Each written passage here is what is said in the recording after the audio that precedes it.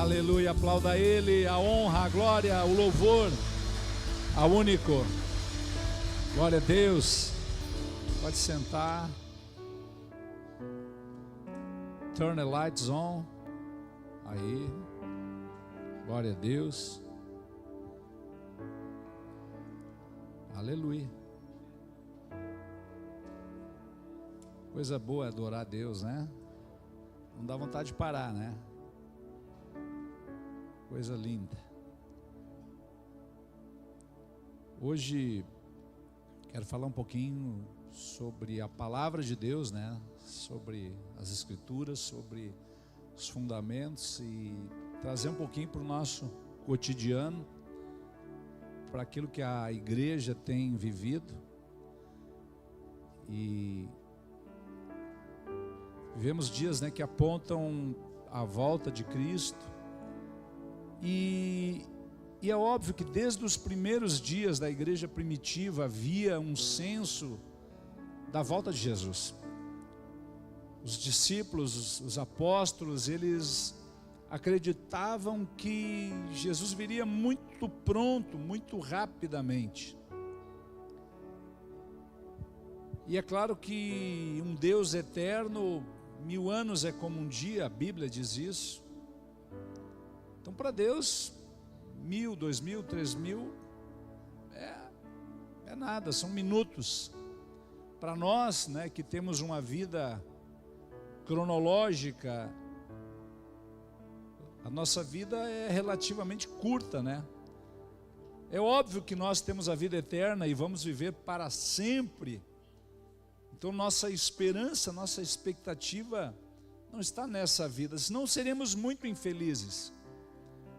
Porque nós não conseguimos conquistar tudo aquilo que sonhamos, pensamos, sempre é menos um pouco.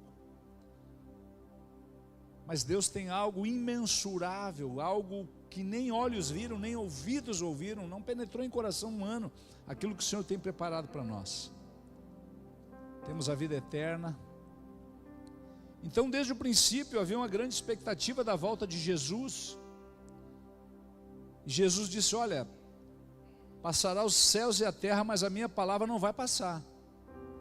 Não passará essa geração sem que venha o Filho do Homem voltando. E quando Jesus diz isso, não passará esta geração, abriu margem para muitos interpretarem como fosse talvez em 20 anos, uma geração. Porém Jesus se referia, a palavra geração ali no grego, ela tem a ver com não apenas um período de vida entre o pai, a mãe, o filho, seja quem for, não. Jesus estava falando de um povo. Não passará este povo, ou seja, os judeus e nós posteriormente a igreja que nos juntamos. Não existe uma igreja gentílica e uma igreja dos judeus, existe a igreja de Jesus. Então Jesus se referia a um povo, não passará esse povo, não passará a igreja, antes que o Filho do Homem volte. E não uma geração como nós pensamos, a minha geração, a geração dos meus avós. Não, Jesus estava falando em algo muito maior, muito mais amplo. E mais adiante nós vemos, os discípulos se tornaram apóstolos, se tornaram mártires. A palavra ali, né, apóstolos, testemunhas, mártires, morreram pelo evangelho. Fora João. Achavam que João era imortal. João, né, conta a história que foi colocado em óleo fervente. E eu fico imaginando a cena, o João já bem idoso, colocaram ele em óleo fervente, ele esfregando óleo, né? E eu parafraseando, imagino assim: puxa, minha pele estava meio ressecada, esse óleo está me trazendo um alívio, estava com as articulações meio enferrujadas, fiquei bem agora, não morreu nem no óleo. Então o único que morre de causa natural é João, o discípulo amado. Os demais, Pedro crucificado de cabeça para baixo, ele não se achou digno de morrer como o seu mestre Jesus morreu. Alguns cerrados pelo meio, outros apedrejados, decapitados, esquartejados, mas todos morreram pela causa do Evangelho e morreram felizes, esperando a ressurreição. Porém, hoje nós sentimos a volta de Cristo próxima, não apenas pela cronologia, não porque passaram mais de 2000 anos, mas porque as profecias estão se cumprindo. A realidade espiritual hoje aponta para aquilo que os profetas, os apóstolos falaram, porque nós não entendemos também que o próprio apóstolo Paulo, ele era um profeta. Ele escreve coisas realmente que estão se cumprindo quando ele fala sobre os últimos dias. E nós vemos hoje que as pessoas têm buscado Deus segundo a sua necessidade, Deus segundo as suas vontades, Deus segundo os próprios pecados. Um Deus que é ergométrico, que é adaptável à necessidade. Vivemos dias onde as pessoas falam muito de uma super graça. Gente, super graça é um justo morrer por pecadores. Isto é a super graça. Só que é necessário permanecermos no Senhor, na sua palavra até o fim. Então vemos dias que as pessoas têm, conforme o apóstolo Paulo escreve para Timóteo, que as pessoas sentiriam coceira no ouvido, à procura de coisas que agradassem o seu ego. Vivemos muitas vezes uma pregação egocêntrica, centralizada no homem, na sua vontade, na sua necessidade. Hoje a igreja não tem conseguido alcançar os perdidos. Por quê? Porque hoje as pessoas têm muito menos necessidades físicas, financeiras ou até de alimento, como no período atrás.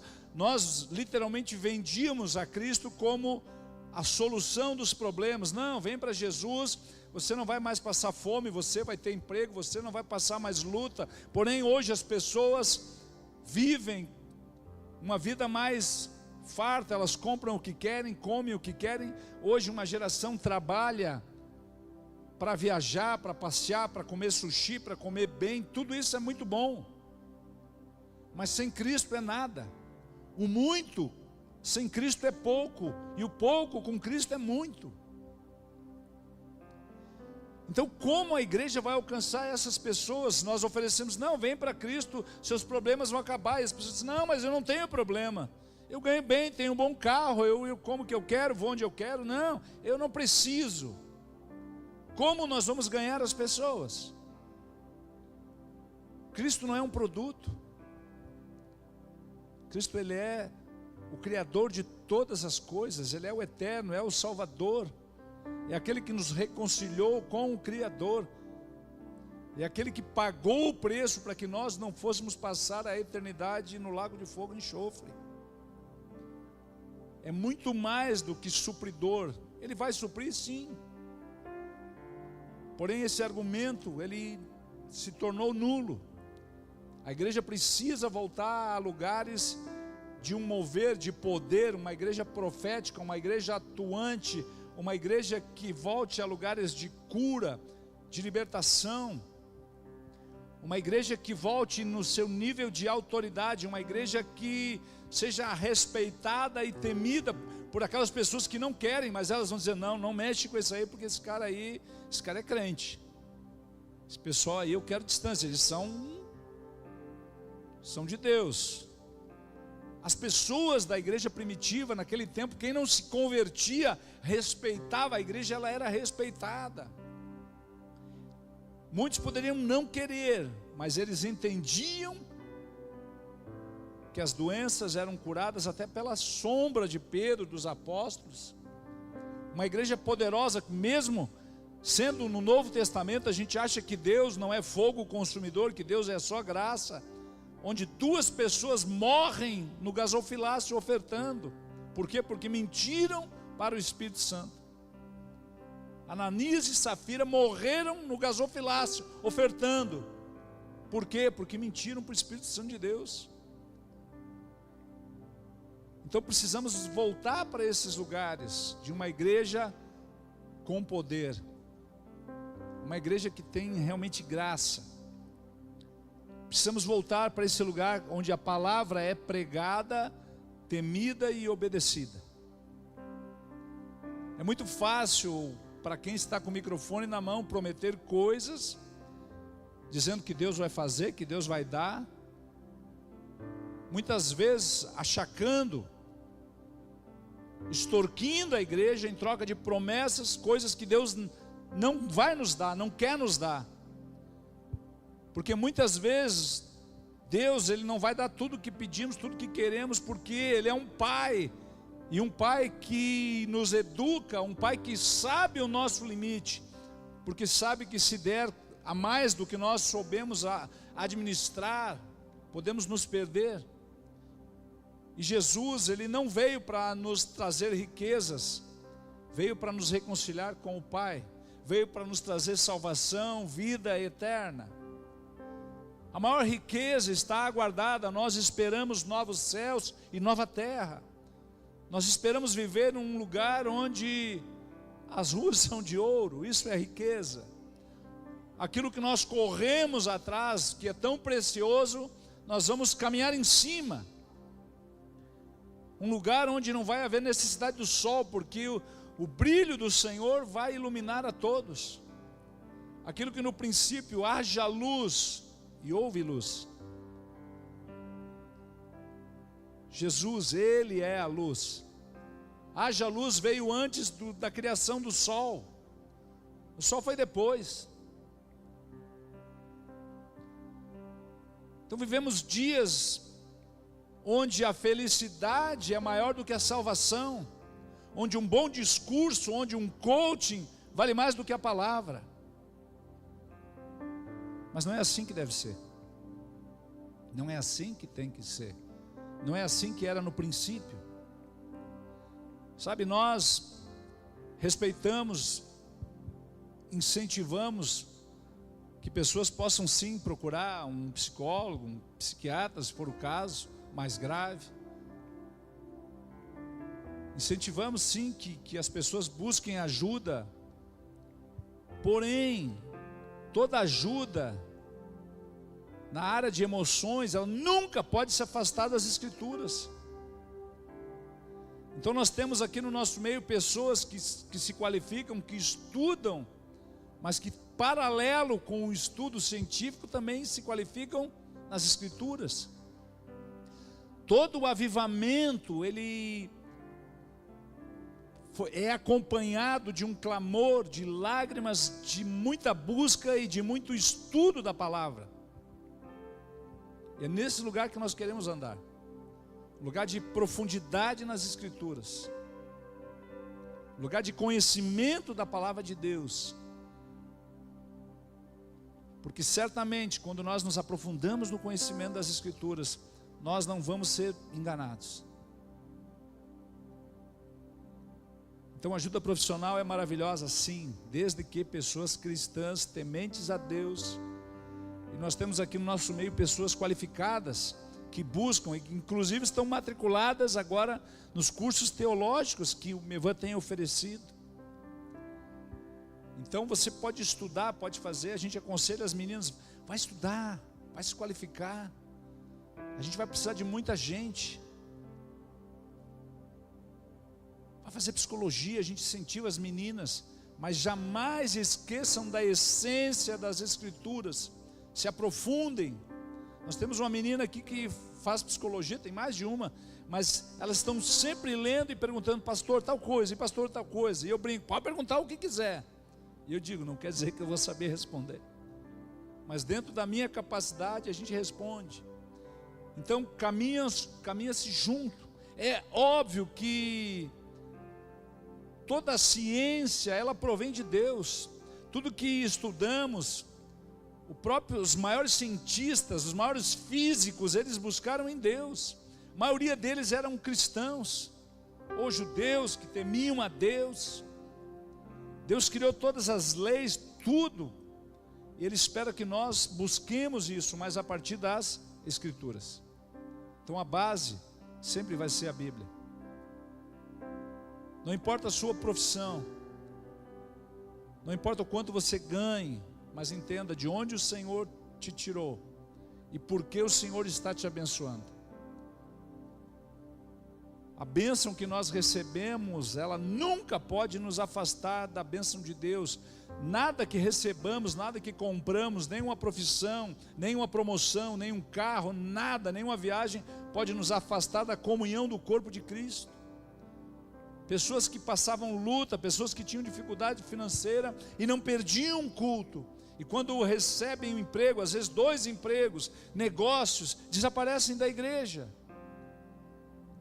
Por quê?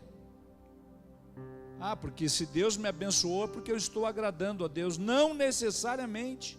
Nem tudo que dá certo é de Deus. Porque se fosse assim, quem está na luta está afastado de Deus? Não. Deus vai talvez manter pessoas na luta com um propósito, para nos aproximar dEle. As lutas são inevitáveis. Jesus disse: no mundo tereis aflições, mas tenha de bom ânimo. Jesus venceu o mundo e nós precisamos vencer também. Não vencer no mundo, mas vencer o mundo. Talvez muitos de nós não vão alcançar objetivos. O ano está terminando, isso acaba gerando frustrações. Às vezes pessoas tiram a própria vida porque não alcançaram os seus meios, não alcançaram aquilo que tinham planejado. E aí começa a bater o desespero. Por quê? Porque dão ouvidos a coaching, a pessoas que vendem produtos na internet, prometendo riqueza, prometendo ganhos. E chega no final do ano, as pessoas se desesperam, não alcançaram. Sabe, existe um texto que fala da volta dos 70, esse texto é maravilhoso. Eles vêm contando: Senhor, mestre, foi maravilhoso, nós expulsamos demônio, curamos enfermos. Jesus diz o quê? Eu vi Satanás como um raio vindo ao chão.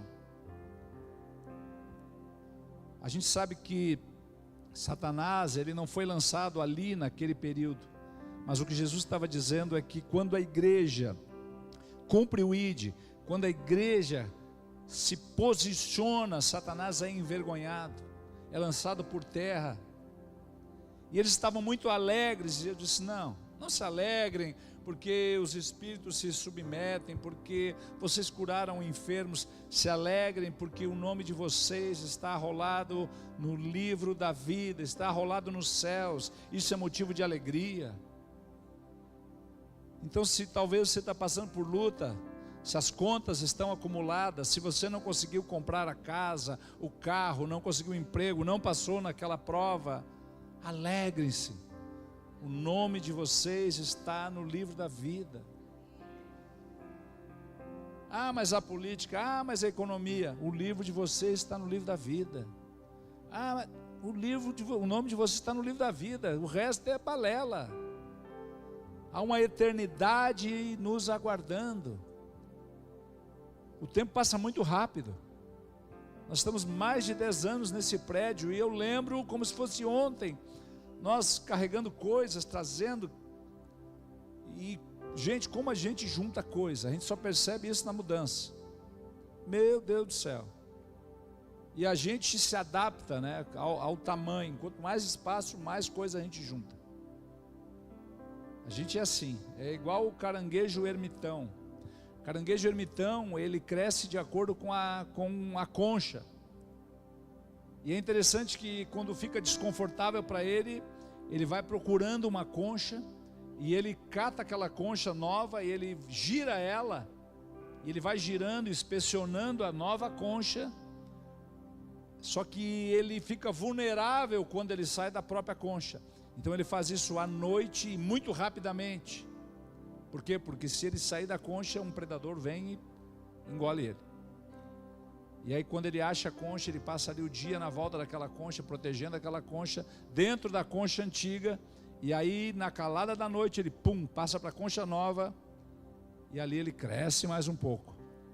E assim somos nós, conforme o espaço a gente vai crescendo, juntando coisas. E o tempo passou, mais de 10 anos estamos aqui. 10 anos, para quem tem 10, é pouco. Para quem tem 20, nem nota. Para quem tem 40, opa, o cabelo branqueia, um pouco cai. Quem tem 60, opa, de 60 para 70 é um pulão. 70 para 80 nem se fala. Ou seja, o tempo vai acelerando à medida que nós vamos envelhecendo. É o famoso copo cheio, copo pelo meio, copo quase vazio ou copo quase cheio. E não adianta, a realidade é essa. Mas é preciso entender algo, que o nosso nome está no livro da vida. Amém? Nada pode substituir a palavra de Deus, nada. Nada. Coisa linda são médicos cristãos, eles estão ali com toda a ciência ao seu lado, todo o conhecimento, todos os equipamentos, mas que são humildes para orar a Deus e dizer: Deus, unge as minhas mãos, unge os equipamentos.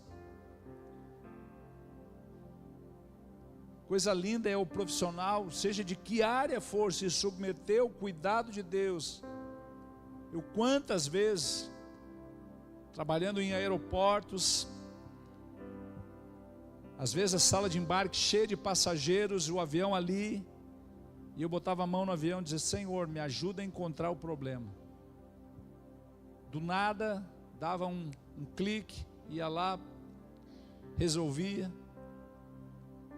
As pessoas embarcando, eu ali na porta, só eu e Deus. Não importa o que você faça, mas a dependência do Senhor, o conhecimento das Escrituras faz toda a diferença. Deus, Ele só vai derramar uma medida transbordante quando a igreja estiver firmada. Nós já passamos por avivamentos, nós já passamos por movimentos na igreja, mas esses movimentos não geraram algo profundo, se perdeu. Porque congregações brigavam: não, aqui é a igreja do avivamento, aqui é tal, a estratégia tal, a visão tal é a visão de Deus, a visão, não, o que é de Deus é a Bíblia. As demais estratégias são do homem, podem ser úteis, sim, podem, mas não põem Deus em coisas. Por quê? Porque a palavra é inquestionável.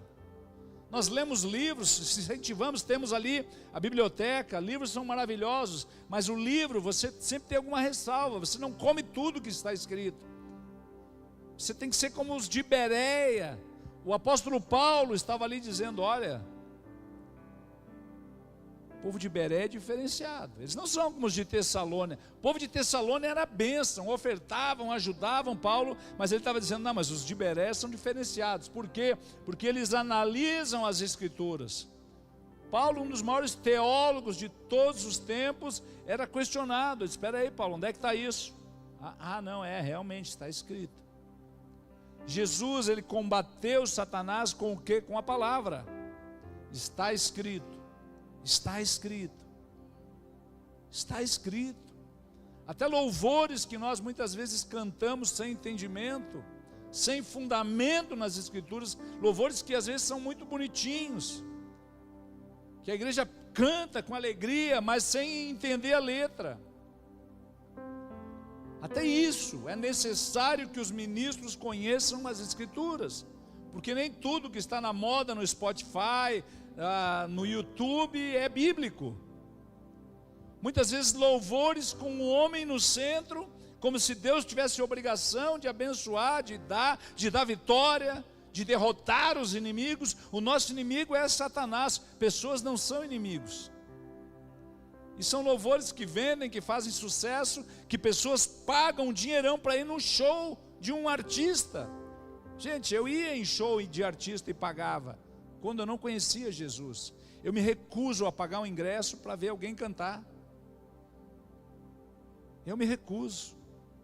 É óbvio, se dá uma oferta para homens e mulheres de Deus que vivem integrais na obra, sim, se oferta.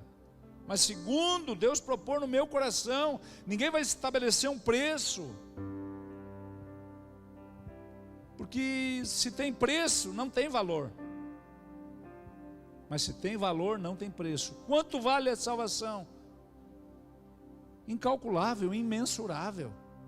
Qual o valor? Vale mais que o mundo. Uma vida vale mais do que o mundo. Abre comigo a sua Bíblia. Segunda carta de Paulo para Timóteo. Capítulo 3.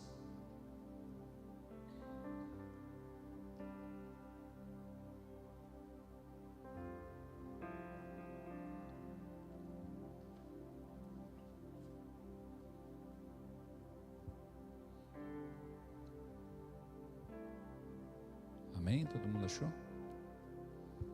Quem tiver com dificuldade para achar, vai no índice, tá, gente? O índice é rápido. Toda a Bíblia tem um índice, você vai lá ver o número da página. E daqui eu estou cuidando de vocês. Eu vejo que tem Bíblias, eles abrem no meio da Bíblia é os Salmos, tá, gente? Não é. Olha no índice, é mais rápido. Quem não tem Bíblia, senta do lado de um crente, também é bom. Crente sempre tem uma Bíblia. Estou brincando, tem o celular também, o celular pode, desde que não fique no Instagram olhando ali, né? Nós vamos botar um bloqueador de Instagram aqui e de WhatsApp. Capítulo 3, segunda carta de Paulo para Timóteo, verso 10, diz assim: Tu, porém, tens seguido de perto o meu ensino, procedimento, propósito, fé, longanimidade, amor, perseverança. Só aqui nós já ganhamos o dia. O apóstolo Paulo, um homem com conhecimento profundo das Escrituras, que num determinado momento da vida disse assim: todo o meu conhecimento, toda a minha sabedoria, eu considero como esterco. Foi esse o termo. Comparado com a revelação que Deus dá para ele, ele é levado ao terceiro céu. Ele tem experiências sobrenaturais. Ele diz: não, tem coisas que eu não posso dizer, coisas inefáveis. Ele não está anulando todo o conhecimento sobre a lei, sobre os profetas, não. Paulo ele prega a Torá, ele prega a Tanakh o tempo inteiro, ele cita as Escrituras.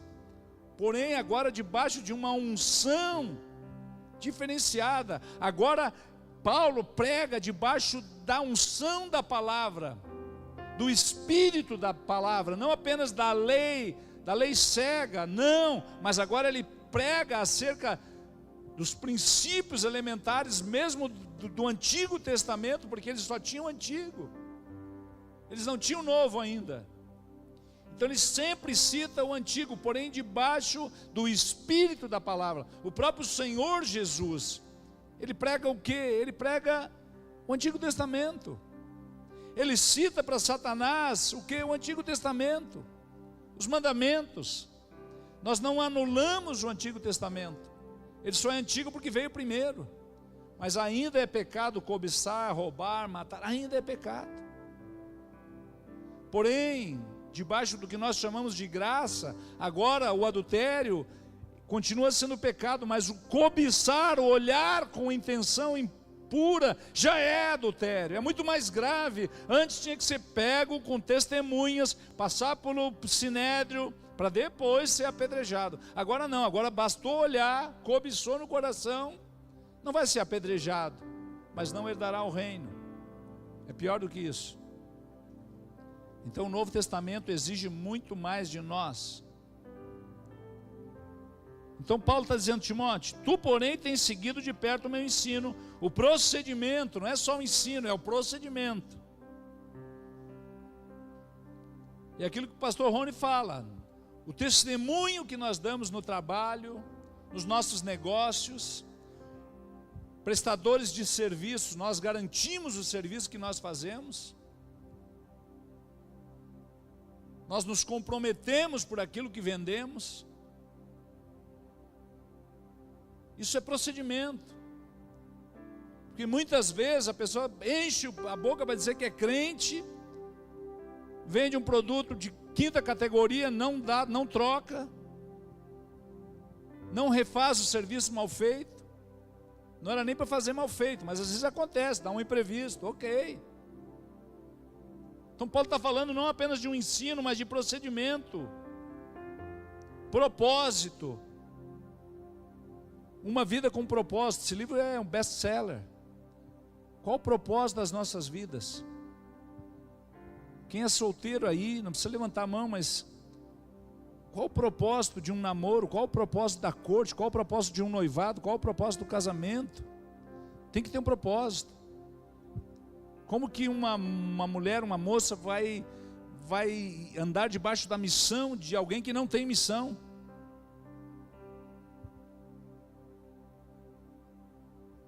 Qual a missão? Vivemos uma geração onde homens não têm missão alguma. A missão é esperar que a mãe ponha crédito para ele no celular e que ganhe um celular novo, porque aquele já está obsoleto. Isso não é vida.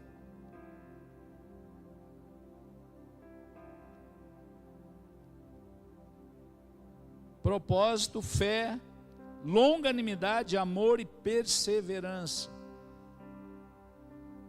Perseverança, gente, existe uma diferença entre teimosia e perseverança. É parecido. Tem gente teimosa, mas a perseverança é diferenciada. A perseverança tem a ver com um propósito, em perseverar dentro de um propósito, dentro de um objetivo, dentro de um planejamento, dentro de algo que você quer, vai conquistar. E a teimosia pode ser coisas erradas, e diz, não, eu nasci assim, eu cresci assim, você sempre assim, Gabrielo. E Paulo está dizendo, as minhas perseguições e os meus sofrimentos, quais me aconteceram em Antioquia, Icônio, Listra, que variadas perseguições tenho suportado, de todas, entretanto, me livrou o Senhor. Ora, todos quantos querem viver piedosamente em Cristo Jesus serão perseguidos. De uma maneira ou outra, nós vamos receber uma objeção, uma perseguição. E está piorando cada vez mais. Quantas pessoas na Nigéria? Quantas pessoas têm sido mortas? E a grande mídia? Nada. Por quê? Porque são cristãos. Então entenda que todos que querem viver piedosamente serão perseguidos. E quando chegar a nossa vez, nós vamos suportar ou vamos desistir? Vamos negar ou vamos perseverar?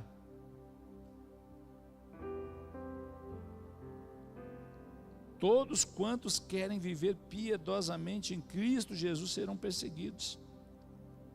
Paulo está profetizando. Mas os homens perversos e impostores irão de mal a pior, enganando e sendo enganados.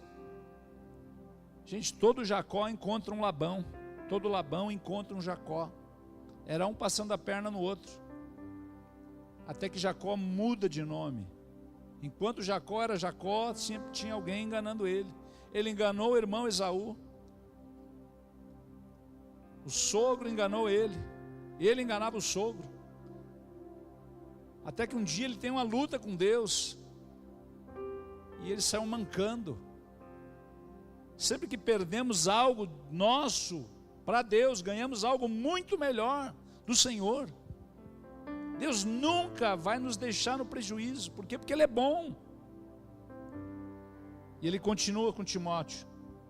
Timóteo, meu filho, tu porém permanece naquilo que aprendestes, e de quem fostes inteirado, sabendo de quem o aprendestes. Veja bem, nós não vamos sair por aí comendo qualquer coisa de qualquer fonte, sentando em todas as mesas. Tem muita gente servindo muita comida estragada, muita comida requentada, muito modismo. Só tem uma maneira de nós passarmos bem, de nos alimentarmos, sermos nutridos, é com as Escrituras. Não é o achismo, não é o que dá certo, é o que é certo. muita coisa dando certo, mas não é certo necessariamente. E Paulo está dizendo, permanece naquilo que tu aprendeu, sabendo que tu aprendeu de mim. Qual a fonte? Pessoas pagando hoje para serem discipuladas.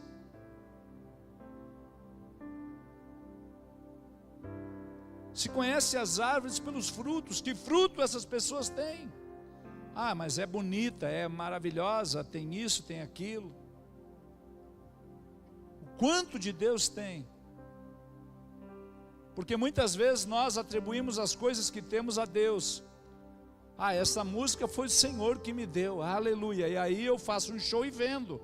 Como assim, se Deus me deu? Aí eu vendo. Se Deus me dá a sabedoria, o que eu faço? Vendo a sabedoria? Não.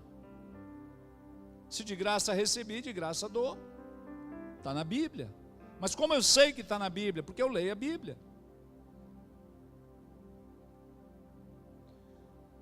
Tu, verso 14, permanece naquilo que aprendestes e de quem fostes inteirado, sabendo de quem o aprendestes e que desde a infância sabes as sagradas letras que podem tornar-te sábio para a salvação pela fé em Cristo Jesus. Veja bem que o foco, que o cerne aqui é o quê? A salvação. Tudo que vamos fazer precisa manter nós salvos. Eu oro a Deus sempre, Senhor, se eu tiver que perder a salvação, pode me levar antes. Não importa nenhum sucesso, nenhuma conquista, se vai me afastar. Se vai me afastar do meu casamento, da minha casa, da minha família, da salvação, eu não quero nada, nada, nada. Eu dou autonomia, por quê? Porque se nós somos dele, nós nos submetemos a ele. E que desde a infância sabes as sagradas letras. O que nós ensinamos para as nossas crianças ali atrás não é pintar a arca de Noé somente. Eles até eventualmente podem fazer, mas eles vão entender o propósito da arca, o que é a arca, qual o propósito da arca, quem estava, por que estava. Hoje as nossas crianças pequenos estão pregando em casa para os pais, estão preocupados com a salvação dos pais, padrastos muitas vezes, da mãe. Por quê? Porque estão aprendendo as sagradas letras desde a infância e vão ser inteirados nela. E não importa, eles vão crescer e se eventualmente algum se resolver se afastar, sempre vai estar incutido neles a verdade. E eles vão ter que voltar para a verdade. Como diz o pastor Rony, né? Quem já andou no Santo dos Santos em outro lugar não sabe viver. Quem já experimentou a glória de Deus não vai querer viver perdido para sempre. Até eventualmente sai, dá uma volta, quebra bem a cara, mas volta. Por quê? Porque não tem lugar melhor. Não há lugar melhor. Não tem.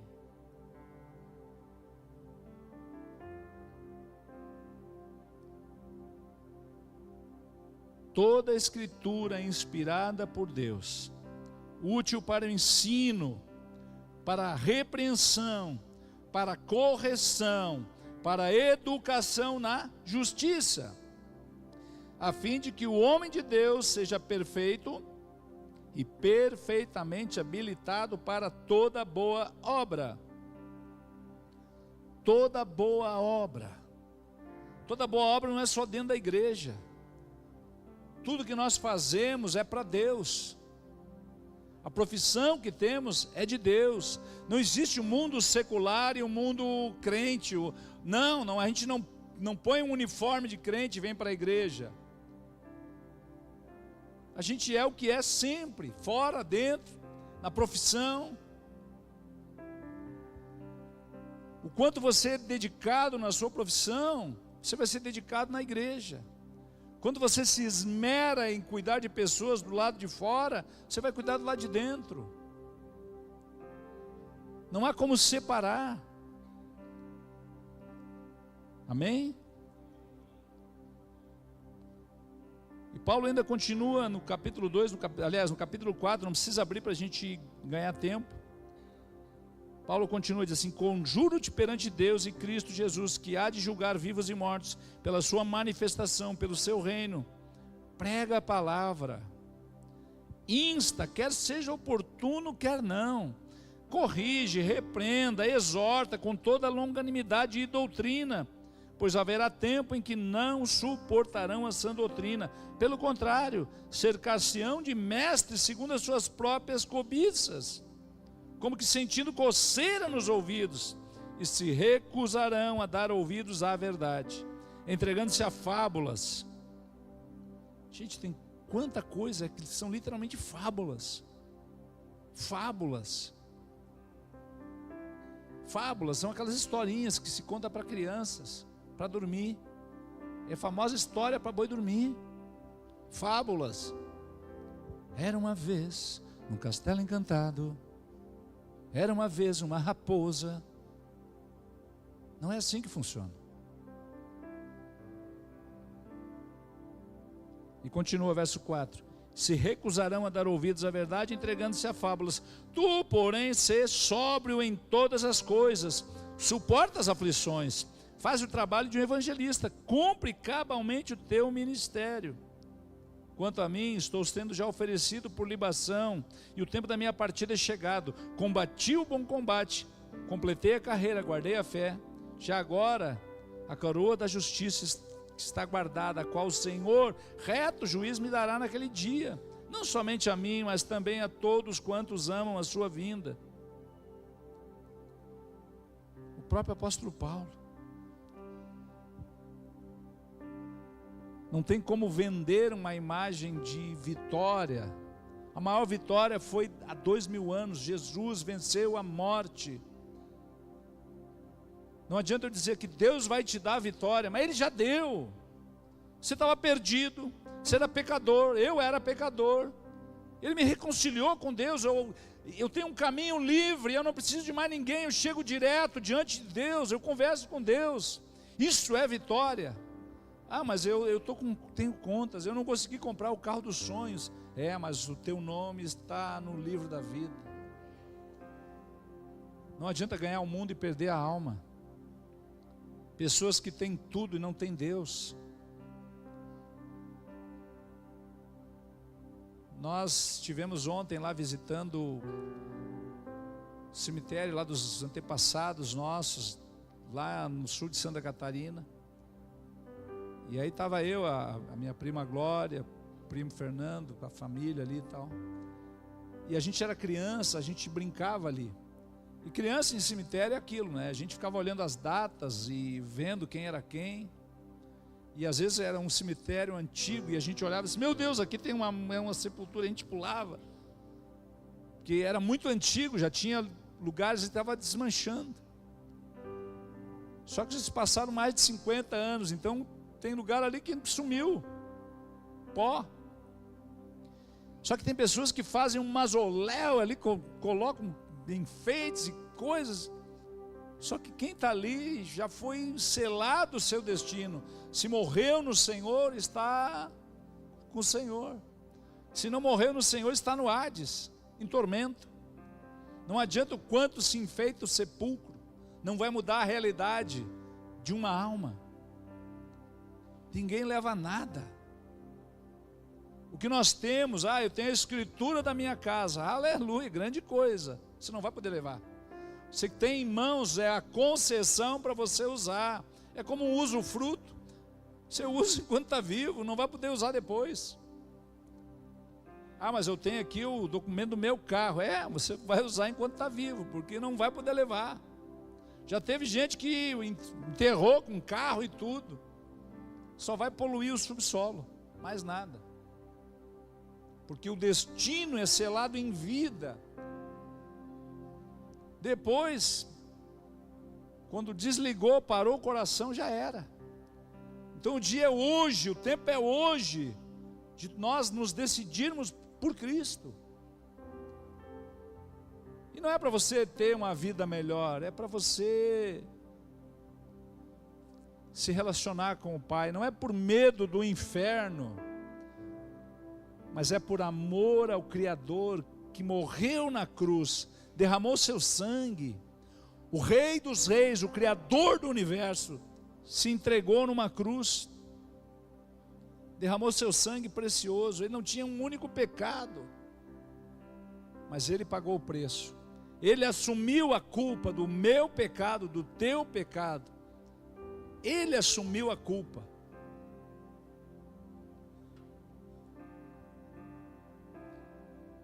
João capítulo 5, verso 24 diz: em verdade vos digo, quem ouve a minha palavra e crê naquele que me enviou tem a vida eterna. A palavra ouvir no hebraico, chamar, quer dizer obedecer, cumprir, viver. Chamar Israel, Adonai Eloheinu. Ouça, ó Israel, o Senhor é o único Deus, não há outro igual, é o único.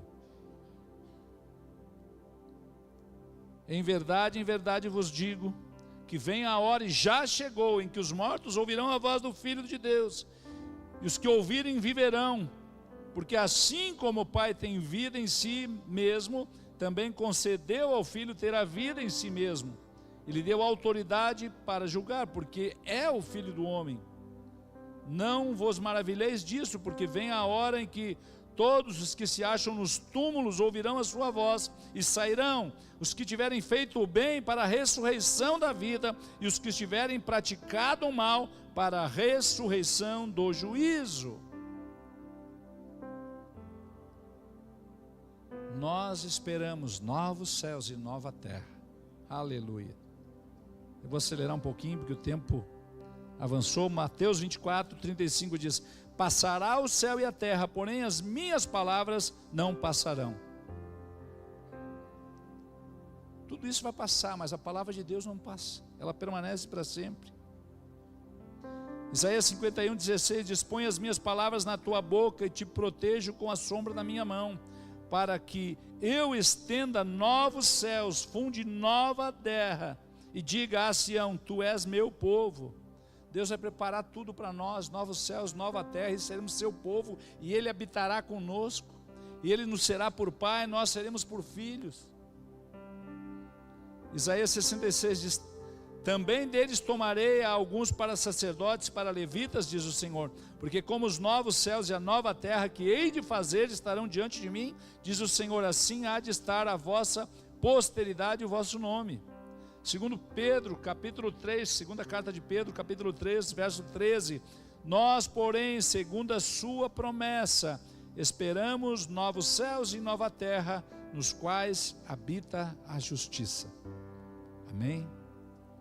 A nossa esperança está nele, porque dele, por ele, para ele são todas as coisas.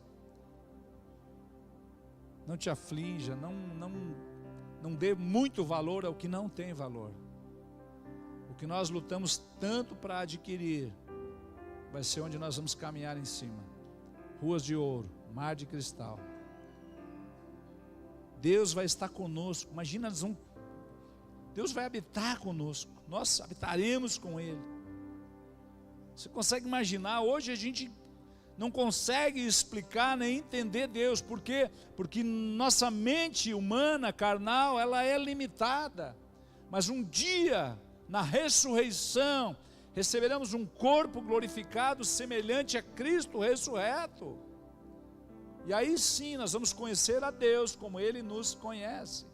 Ele nos conhece, mas nós não o conhecemos. Nós estamos tateando. A maneira mais próxima de chegarmos a Deus, de conhecê-lo, é através da sua palavra. Ainda assim, a nossa mente ela é limitada, mas contamos com a ajuda do Espírito Santo de Deus, que traz a revelação, que traz o entendimento. Amém?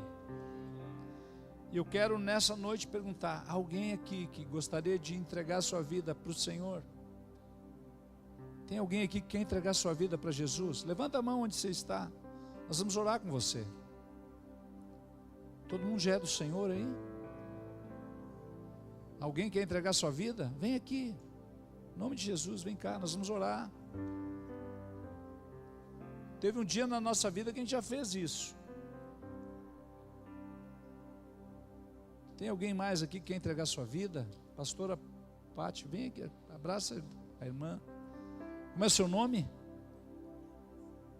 Dona Eunice. Ah, Leonice.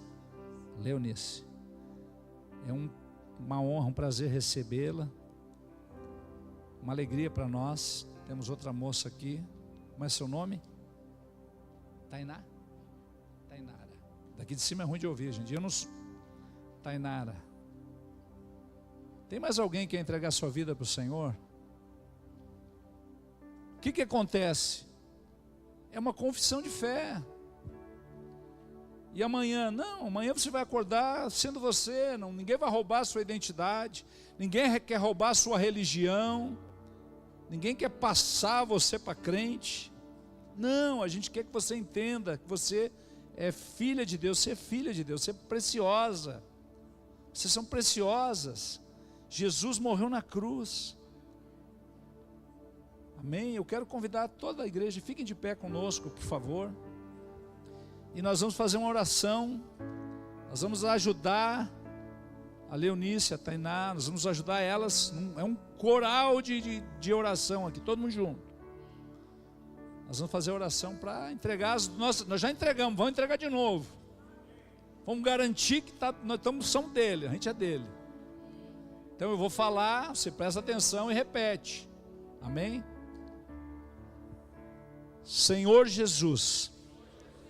Peraí, tem gente que não repetiu. Todo mundo vai repetir. Senhor Jesus, nesta noite eu ouvi a tua palavra e eu entendi que o Senhor se entregou na cruz pelos meus pecados. Senhor Jesus, eu me arrependo de todos os pecados que eu pratiquei.